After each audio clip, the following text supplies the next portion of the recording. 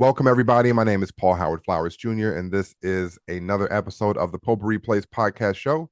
Today, we have on the founder of Overflow Nation, Mr. Billy Fowler. Amazingly excited to connect with you, Billy. How are you, my friend? Super excited to be here. I'm looking forward to spending time with you this morning. Excellent. Thank you so much.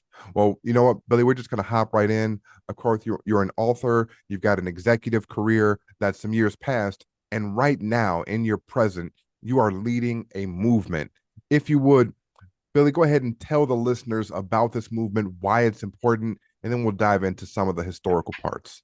Absolutely. So my name is Billy Fowler, and this is Overflow Nation. And we're not a charity. We're not a non-for-profit. We're not a church. We're a movement. We basically awaken leaders, unlock potential, and transfer wealth, if you will, through identity, action, and activation. So that's it in a nutshell. I like that. Identity, action, and affirmation. Was that the third one? Activation. So I got to get my ears checked. So let's talk about those three steps. Identity. We have enough trouble, generally speaking, trying to figure out who we are just to navigate through life, let alone take it into a movement. How would you say, Billy, that a person actually works on who they are at their core? Yeah, so within Overflow Nation, we have a gated system. And so we always have our ambassadors work on messaging. So you'll hear my answers feel like a lot like a quarterback snap. So, and that's all intentional, by the way. So I think that in our gated system, we have four gates. And the first gate is faith. I'll say what they are, and I'll go back and define them. The second gate is education. The second gate, or the third gate, is justice and recovery. And then the last gate is economic empowerment. And so let's go back to the first gate to answer your identity question. The first gate is faith. And I say that because we're not a church. We're not a soup kitchen. Right. We're not trying to fix anyone. We're trying to create a system for you. And I think that's a blueprint. And so I don't want people to disengage themselves or not see the importance in praying and things like that. But this is not what this is. And so if you feel the need to pray, I think by all means, go ahead and do that. But I think that you should understand your connection with a higher power.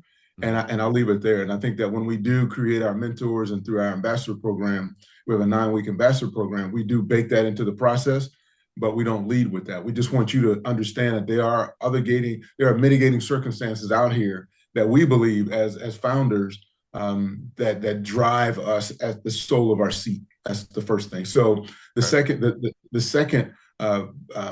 gate, education, is we have partnered with Ivy League schools like MIT and also Harvard. And so we believe that, so we created an agency because I come from an executive background in HR, I've had some relationships. So I've created an Ivy kind of an agency within Overflow Nation. So you go through our program, you get certified specifically in AI, and then we act as a repository for startups and other businesses that want to launch quickly, scale, how to use funnels and things like that. So then obviously we're a higher price ticket, but at the same token, you get the best of the best. So you have other systems like Fiverr, if you want to, dabble in that from graphic design, you have Upwork, and then you have other platforms. We're more of a boutique style, specifically for those that are really trying to launch quickly. And then the economic, I'll do the justice last, but the economic empowerment is once you get that certification, then you understand how to get set up into our agency. And then the last thing would be justice and recovery. We work specifically with people that are with domestic violence situation, not so much the abused individuals, but the ones that are emotionally damaged. And I don't want to use the word damage, but individuals that feel that they're stuck for the rest of their life in a relationship that they don't know how to get out. And by the way, Paul, it's split up 50-50. It's male and female. So you would think that, wow, it's primarily females. No, there's a lot of males that are in these relationships that don't know how to get out. And so we work with you. We ninja ourselves into your life, and we give you and the best way to do that is to log on to www.overflownation.com, sign up, drop us an email if you want to get onto the email subscription, or just, give us a call. Now, you touched on something, and of course, the month that we're in is not just Mental Health Awareness Month, but it's also Women's History Month. So, bringing up a thing like domestic violence inside of the justice and recovery portion of your program, it strikes to me the question of why and or how you decided to focus on that particular aspect of effectively relationships and or human psychology, because that's a heavy lift, right? For a lot of people, being able to find their way out of abusive relationships, things of that nature, whether it be a male or a female. So, what was it for you that said, hey, this is the area or this is the type of person that I want to make sure that we can reach out to and provide that assistance? Yes, excellent question. So I spent over 20 years in human resources from notable companies like Home Depot, AutoZone, Sherwin-Williams, and these director level and above executive positions. And so I have a lot of data to pull from, specifically involving employee engagement. And so, and I've had my way up as a pup. I started off, as we all do, as a journalist, and within that role, I did a lot of employee investigation. So I've had a lot of closed door conversations with both male and females. And so I can pull from that data and I can understand. They say if you do something over 10,000 times, you become an expert. So I've done this for over 20 years. And so well over 10,000 hours. And so within that, I can clearly say that, our ecosystem, we're not trained to be married. We're not trained to be in these relationships. We fall in love when we go do our life thing. And so because of that, people bring that into the workplace, and then they're shattered, and because we get damaged, and I think we're creating monsters within our own communities. Mm. And I think that somebody needs to help. And I think that these shelters act as a hub, but they don't necessarily. I think they get a lot of burnout. The turnover is high. I used to manage turnover and retention, and so you look at just the individuals managing these shops, these shelter shops. I mean, they in and out. People have the passion to get in, but when you start dealing with grappling with the day-to-day grind and some of the things that come your way, these workshops, I call them, the burnout is high. And most of these people, they have high aspirations when they start working there. But me being an HR guy, yes, I had teams at the latter part of my career, but in the initial phases, that was me driving a lot of those. Like, tell me a little bit about who you are. Tell me, oh wow, you're going. And so I'm doing these investigations. Like, wow, this is really. They were happy when they got the job, but then a year into it, they're going through a divorce. And so, tell me a little bit more about that. And then when they open up, I mean, it just shattered lives. And so that's the data that pulled all this together. Okay. So it was more of a data driven, sometimes people have those experiences themselves. And I was just curious because that's one of those things that it seems like, why this portion, right? There's parenting and there's all sorts of other things that a person could have. There's family issues when it comes to raising or taking care of your aging parents, which is a newer thing that we're getting a lot of data on these years. So definitely just curious, and thanks so much for shedding some light on that. So let's kind of go forward and look at is Billy Fowler. So Billy, talk to us about you, meaning where you come from, how you started that path in HR, and again, we'll dive further in from there. Yeah, so I'm a Midwesterner, so I'm from Michigan. I went to both my sets of my mother's parents and my father's parents both had farms, and so I was raised in a small town in Michigan, right outside of Ann Arbor and Lansing, Jackson, Michigan, and within that, so I did the whole 4-H thing, and I saw a lot of giving coming up. I saw literally both sets of my grandparents give a lot, and I think that started my evolution and my thought process on how I should approach life. And I saw families that, we were the difference, whether this livestock or this, these vegetables were the difference for them eating in a particular month. And so I saw lives change at 5, 6, 7, 8 years old. And then, joining 4-H and kind of being that kid that was somewhat of a nerd, you wanted to be cool, but at the same token, you brought a lot of values in. I seen a lot of values early, parents staying together, still married, both sets of, grandparents married. So I saw my great grandmother was raised with her up and through high school. So I saw a lot of love coming up, and nobody was scared to give me a hug, and so because of that, I had the core genesis of who I became in life. And now in my 50s, I'm 53. I was able to really clearly identify what that looks like from a love perspective. And so I went to undergrad in Columbus, Ohio, majored in human resources management. So I'm one of those few unicorns out there that didn't move around. I actually stayed in my career the entire time. minored in diversity before it was cool and before I left. And then I actually got an MBA in Benedictine there in Lisle, Illinois, focusing on finance. And so, worked for Navistar early in my career, all throughout the United States. That's actually what brought me to Chicago. Spent the bulk of my career in Chicago, organizational development, labor relations. Worked for Home Depot, oversaw Chicago stores there in North Lake and out around Chicago. Worked for AutoZone, supported multiple states. I worked for Sears and Hoffman Estates out there. And I actually oversaw, that's kind of my largest scope. I saw the entire U.S., 13 distribution centers, and 4 of those were unionized. And then also I worked for Sherwin-Williams for 5 years in Philadelphia as a divisional HR guy, supporting about $3.5 billion right before they purchased Valspar. When you walk into Lowe's. And then also my parents actually own a aerospace plant in Michigan, and they've had it. My father used to be an engineer for Eaton Aerospace, and my mother used to be an accountant for Kellogg's. They formed this company, non-destructive testing, and so they do work for Boeing, Lockheed Martin, et cetera. I was an HRD for them for several years, and then worked for at a private equity firm out of Atlanta, overseeing the facilities management as an executive. So over 20 years in HR, and it's been good to me. And so when you think about a movement and how did that get discovered as part of your other question, I think we all have evolution, and we have to sit down and look at our soul, and our soul will continue talking to us. And I think as you start to, I believe in having contracts because I'm an HR guy. So I have a contract with myself. And I believe, and I teach people to have a contract with themselves. And I think that the real you is going to show up and somewhere in your life, and in your integrity and in your ability to lead with high intent. And I think all that's part of who you are. And so you think about the ambassador program, all the programs I put together. It wasn't hard for me to put this together. It just getting people to understand.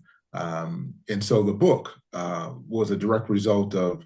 I read a book years ago called The Secret. And so most people have read The Secret. It's if you were to summarize the book in one word, it would be manifestation. My book, it's if I could summarize that book, it would be activation. And so it's where The Secret left off, and it takes you through individuals' lives, people that you can connect with, from corporate to people in prisons to single mothers, and there's a workbook after that. And so within those 9 weeks. You read the book, you go through 9 weeks. Part of that program is a 100-hour reset. And what a 100-hour reset is 100-hour fast. And so you fast for 4 days and 4 hours.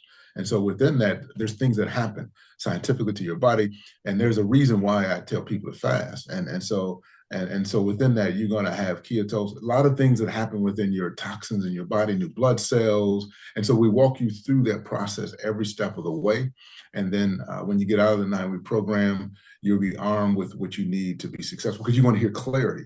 And if I could summarize with that, and I'll shut up, is in the mornings we take these showers, and we get this clarity. And so the fast, that entire time after day 2, you have that consistent clarity. And so wouldn't it be cool to be able to tap into that? I'm not talking about intermittent fast. People say, oh, I can't do it. Right. Well, stick with me, because you can do it. And I think that we don't have enough people in our community telling us that we can do it. A lot of times we believe in that. I'm a big fan of David Goggins. David Goggins, to take away some of the profanity, but David Goggins said, let's just get to the root cause of it. And so rather than say, you may be overweight, no, you're fat. And so the same thing with this program is, I'm not going to call you fat, but the whole point of it is rather than say you can't.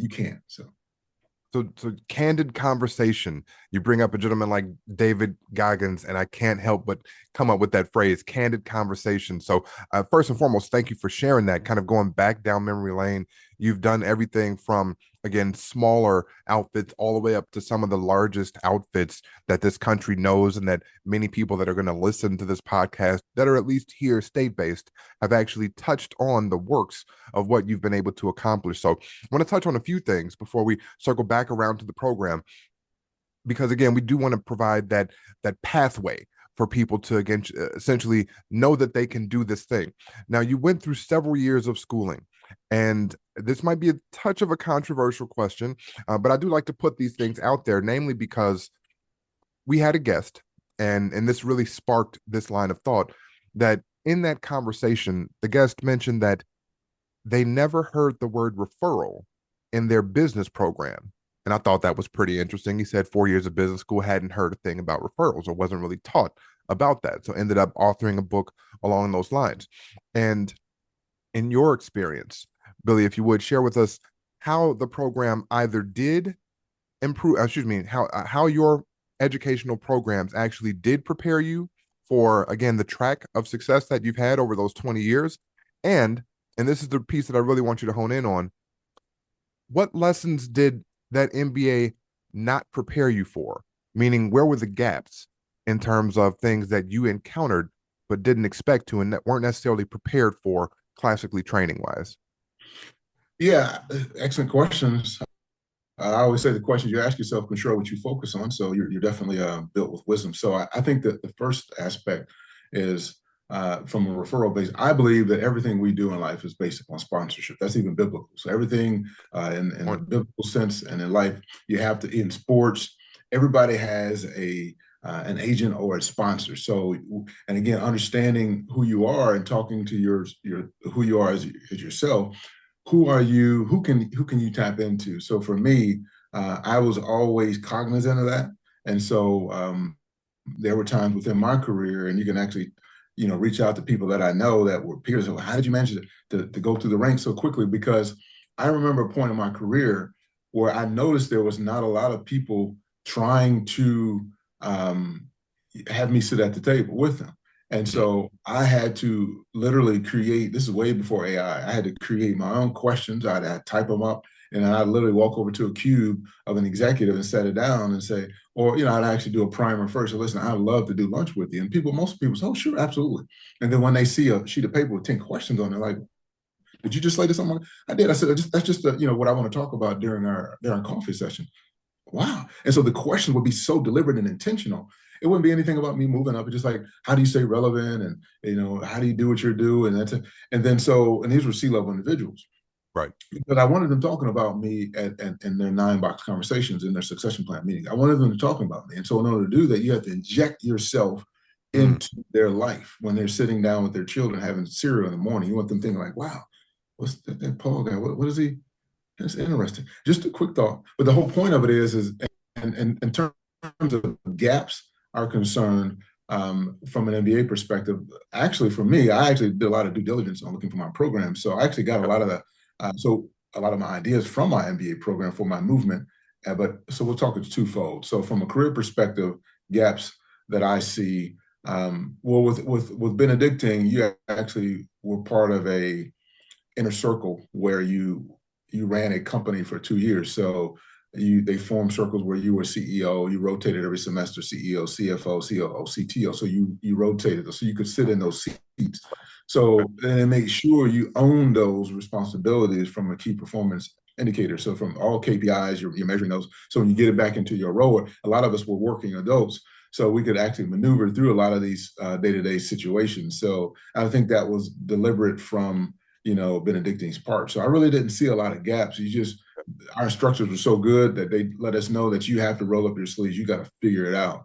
And I think that's the best way I'd answer that question. Okay, well, shout out to Benedictine for actually having a program that puts such emphasis on being able to navigate virtually all areas that a person that does strive to and or endeavor to be in one of those C-suite positions, they can actually get that practical experience. So again, shout out to Benedictine. It's not a sponsorship, ladies and gents. They're not paying me for that. I just really respect that particular way the program went. So again, I want to touch on a couple of things in terms of both the movement and you as a person. You'd mentioned one of the first aspects of the 9-week program being faith, one of the 4 components being faith. When did faith for you stop being just a belief thing? And what made you want to use that as a strategy to actually help yourself and others become successful? Yeah, so outside of my parents owning, that aerospace plant, my mother, we all have our things that we enjoy. So she's a PhD in theology, and so she's written, a few books, and so I was raised by this woman, and so very, very connected to giving, and I think that she gives thousands of dollars to organizations and to people, and so I learned over the years the true essence or the genesis behind her prosperity is a direct linkage to giving. And I think for me, the spiritual shift was, and I don't want people to, go left and say, well, oh, this is just an opportunity to start a church. No, it has zero to do with it. Matter of fact, I started off my lead in with this was, I'm not a church, I'm not a charity, not a not-for-profit. Right. And so I just believe that what's so different about this program is that we, and I'm actually give you kind of sneak peek into another book we're writing,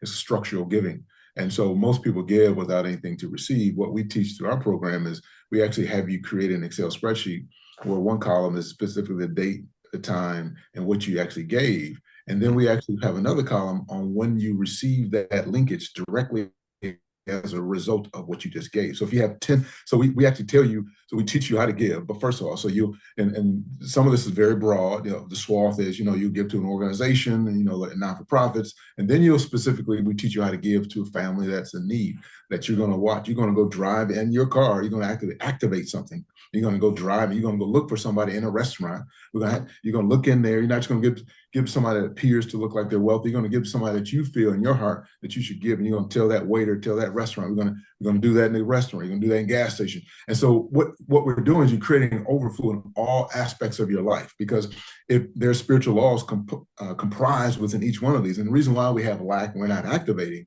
in our life is because we don't understand, number one, how to manifest, how to activate. And that's all through giving. But then there's other things after you give, like when you start getting this abundance of things, then you burn through this money, because if you want to give money, if you want to receive money, you got to give money.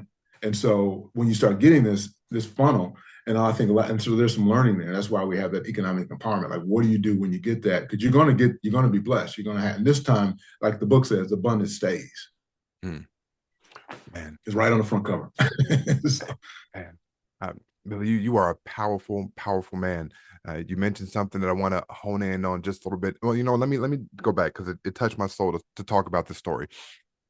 Structured giving, and we need to learn how to give, and then ultimately be able to draw a linkage between the things or things, whether it be money or time or whatever that we're giving, and then how that comes back. Like that causes a person to do a lot of introspection where they ordinarily might not look at and or link the things, one begets the other type of thing. So I'm just going to put you on the spot here for a second.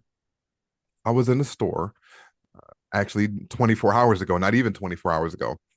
And as I'm at the register, a gentleman is behind me. He's got blueberries and he's got ground turmeric, and he's got a few dollars in his hand.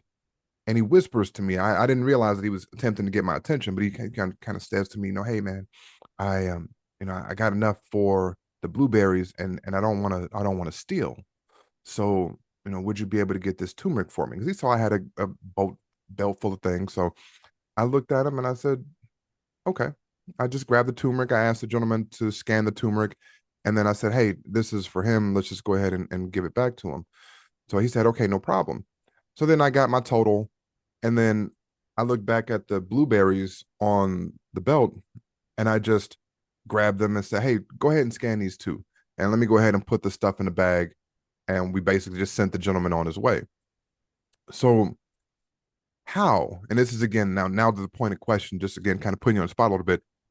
How would I draw the linkage to that with something else in my life? And I namely say that because this is a grocery store and I'm likely to never see that gentleman again. I can vaguely remember what he looks like, but for me, it wasn't about getting a scan of him and noting when he's going to come to prominence or whatever. How would I be able to draw a linkage to that action that I not that it was nothing, right? But because I care about people. But how would I draw a linkage between that and something else that might come up in my life? So it's all directly related to the output. So in this case, it was money. Mm-hmm. So in other instances, it may be clothes, it may be a vehicle, it may be even a house. Some wealthy people actually give houses away. And so I think that is the ultimate result of the output. So that's the question. So the amount of money that you spent on that individual is the amount of money that you should be looking for in your next column in your Excel spreadsheet, and then the time. And then I think that you'll see it tenfold, and sometimes, even more than that. But we teach you to be even more deliberate. And I think that's fantastic that you did that. but we're teaching individuals that where are you, because in the book, where are you lacking at? That's one of the chapters. Where are you finding your lack? And let's identify all those things. And then now let's create outpouring in all those. So now we're going to teach you to go. So everybody's lack is going to be different. We have wealthy people, we have people that are struggling. And so, but we're not a charity. So we're not here to start paying people's bills. We're going to show you how. So if you're homeless, and the reason why I think we believe in this world we have homeless, and we want to reach 1 million lives by the end of by 12/31/2025 through Overflow Nation. And so the reason why we have a lot of this homeless is because we don't have a lot of giving. I think that's just, we talk about the deficit, we talk about, 3.5 trillion. Well, it's a direct result of failing to give. And so that's it. I mean, so. Okay. Now you've built, so now we're going to hop into the movement because we got to start landing the plane, so to speak. You've built a movement around Overflow. And of course, like I said, we like to touch on some of the personal things. And man, like I said, we're going to have another conversation, Billy, for sure, because I definitely want to bring you on for Author's Alley and really hone in on the book itself, because I know that you've likely dropped a ton of nuggets within those pages. And I really like to get to know you and your works better. So we're going to bring you back for Author's Alley as another segment here on the Potpourri Place Podcast Show. But you built a movement around Overflow. And I got a question about that. Can you recall a moment where in your own life personally, you might have felt empty, and how that void may have fueled your mission to bring this overflow into the lives of others? Yeah. Can you hear me okay? I can.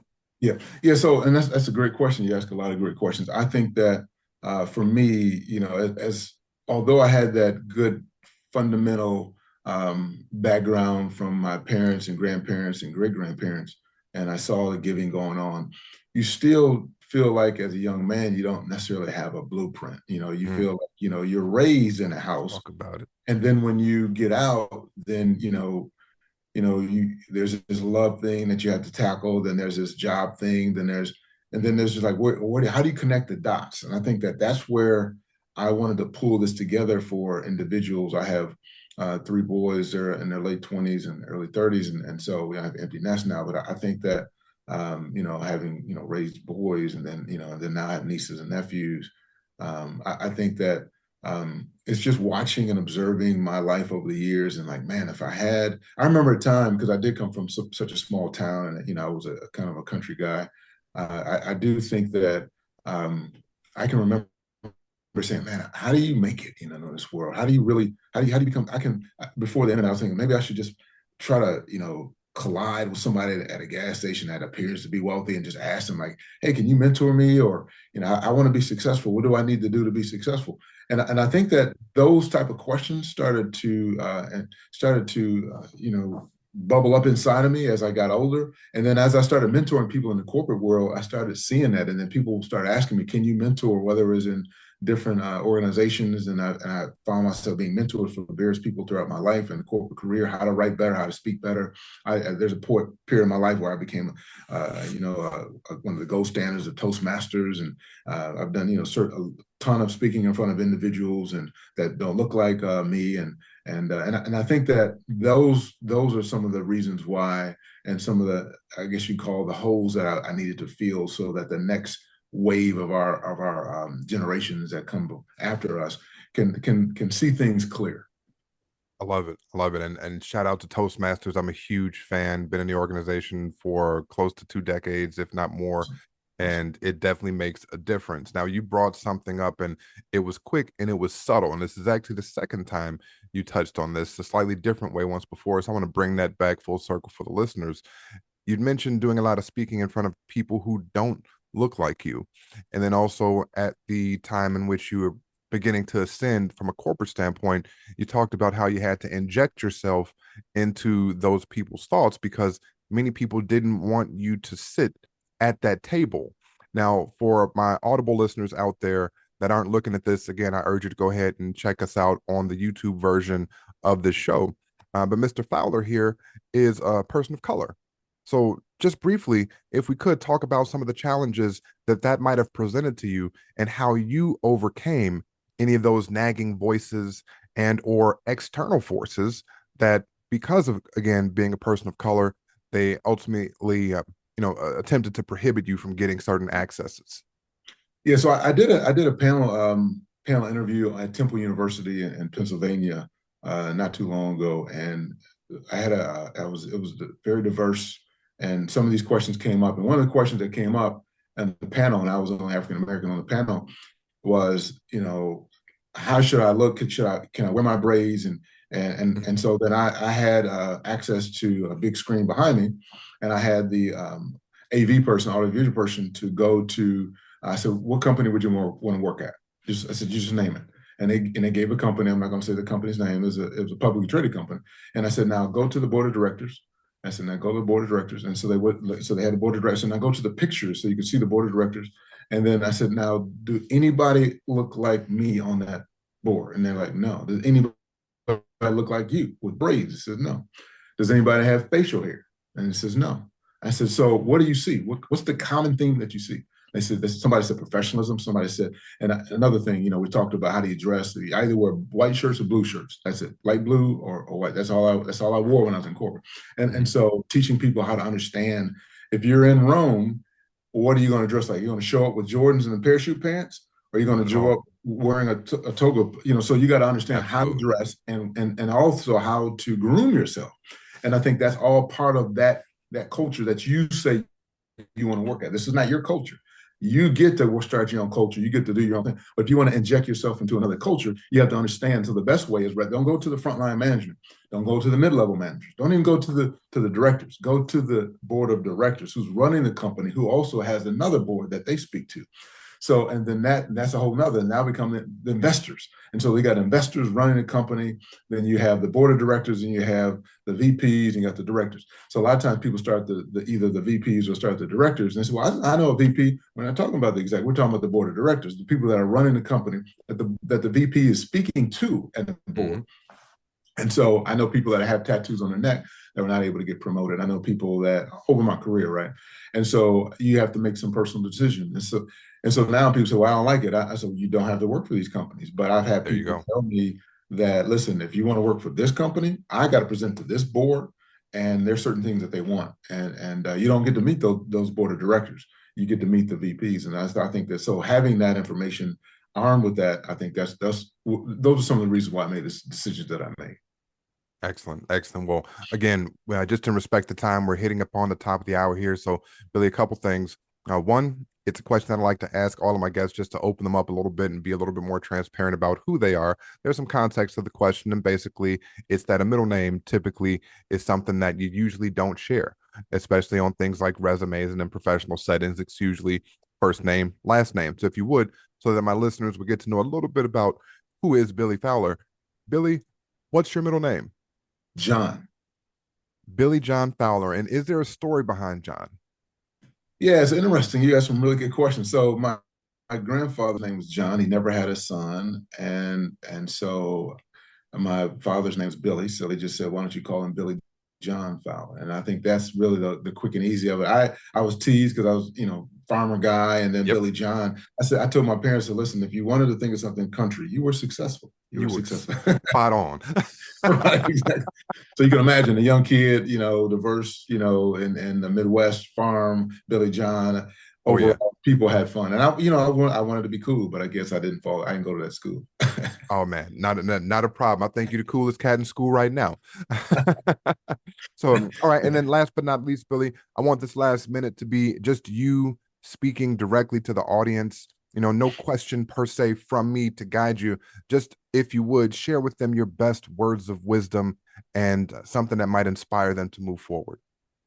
Yeah, so I think that if you are listening to this today and you're looking for some true inspiration, I think that you are your inspiration. I think that you, in the mirror, and when nobody's looking, I think that you need to have that encouragement.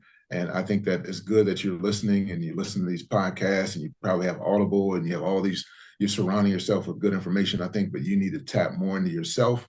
And I think that there is a higher calling for you. And I think the more you start to tap into that, I think that you're going to understand a spiritual connection and a spiritual contract that you're going to make with your soul. And I think that when that happens, look out, world, because you're coming. Man, Billy, thank you so much for being a guest on our show here. This has been a fantastic episode, and I'm looking forward to having you back so that we can really dive into your book. For now, how can the listeners reach you? What's the best way for them to contact you, follow you, again, be a part of this movement? Yeah, so the best way is just to visit the website, and that's www.overflownation.com. And then in that aspect, you'll have an opportunity to subscribe to a newsletter. You can drop in your email, or you can just give us a call. Excellent. Excellent. Well, again, thank you so much. It's been an absolute pleasure having you here on the Potpourri Place Podcast Show. Again, I'm your host, Paul Like the Saint, Howard Flowers Jr., and we are looking forward to further connections and introspections here and in many years. Thank you all, listeners. Bye for now.